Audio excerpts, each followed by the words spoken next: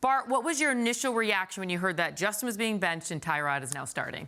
I mean, this was a decision that was made in the previous weeks, but Tyrod wasn't available and healthy, and then Justin, won a game, so you didn't want to bench a guy coming after a win. But you have to understand, for you to be able to evaluate the rest of this roster, you're going to have to be able to see if you have to have better quarterback play. You have to have a quarterback that's throwing the ball with timing, rhythm, pace, catchable balls.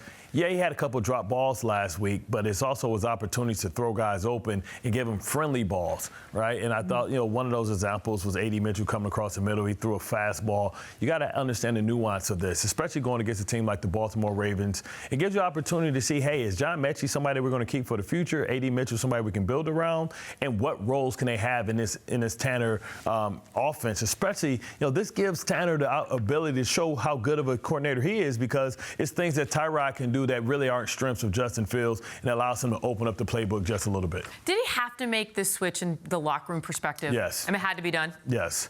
I mean, because Why? they knew. Because, you're going out there and playing as good as they've played defensively. They've played good enough to be in games, but you can't have an offense that's one-dimensional, that's based on being able to run the ball. Tyrod opens up the ability for Brees to be able to run the ball because it's a legitimate threat. You can't maybe, bring everybody up on the box. Now, what I saw last week is A.D. Mitchell, against one of the best corners in the game, was able to create separation repeatedly.